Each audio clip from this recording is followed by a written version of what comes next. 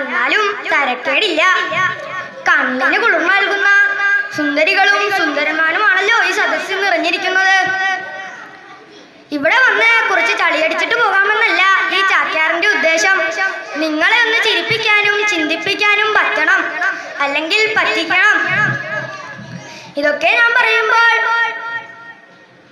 പറയുമ്പോൾ പന്തം കണ്ട പിഴിച്ചാഴിയെ പോലെ നോക്കി നിൽക്കാതെ ഇട്ടിരിക്കുന്ന കസേരകളിൽ ഇരിക്കണമെന്ന് ഒരു അപേക്ഷയുണ്ട്.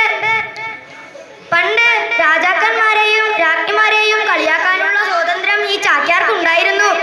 ഇവിടെ വന്നിരിക്കുന്ന രാജകുമാരിയെയും രാജ്ഞിമാരെയും കളിയാക്കും ഈ ചാക്യാർ, കേട്ടോ. രാജകുമാരിയുടെ കാര്യം പറഞ്ഞപ്പോഴാണ് അവിടെ ഇരിക്കുന്ന ഒരാൾ നാണം കുണുങ്ങി നഖം കടിക്കുന്നു. പണ്ട് കർണോർമാർ വെറ്റിലയിൽ ചുണ്ണാമ്പ് തേക്കുന്ന ഒരു പരിപാടിയുണ്ട്. ഇപ്പോഴത്തെ കുട്ടികൾ ഫോൺ എടുത്തൊരു തോണ്ടല. എന്തിനു പറയണോ, അപ്പൂപ്പ മരിച്ചു കിടന്നാലും അതിനടിയിൽ നിന്ന് സെൽഫി എടുക്കുന്ന കാലമാണ് ഈ കാലം. അതിന്റെ അടിയിലൊരു കമന്റും, മൈ അപ്പൂപ്പൻ പാസ്ഡ് എവേ ഫീലിംഗ് ഗ്രേറ്റ്. ഇനി ചാക്യാർ നിങ്ങളോടൊരു കുസൃതി ചോദ്യം ചോദിക്കട്ടെ. അമ്മക്ക് മുട്ടും അച്ഛന് മുട്ടില്ല, എന്താ അത്? ആരാ ഉത്തരം പറഞ്ഞ സുന്ദരി?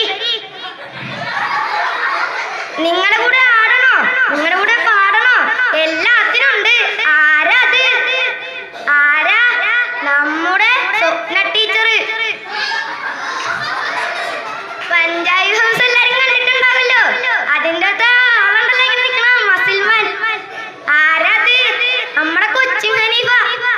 അദ്ദേഹത്തെ പോലെ ഒട്ടും മസിൽ വിടാതെ നമ്മുടെ പുതിയ വരുന്ന കെട്ടിടത്തിന് വേണ്ടി 60 ലക്ഷമല്ലേ നേടിയെടുത്തത്.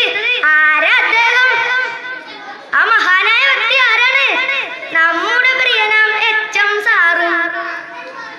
ഇനി ചാക്യാർക്ക് നിങ്ങളോടൊരു അപേക്ഷയുണ്ട്. ലഹരിക്കും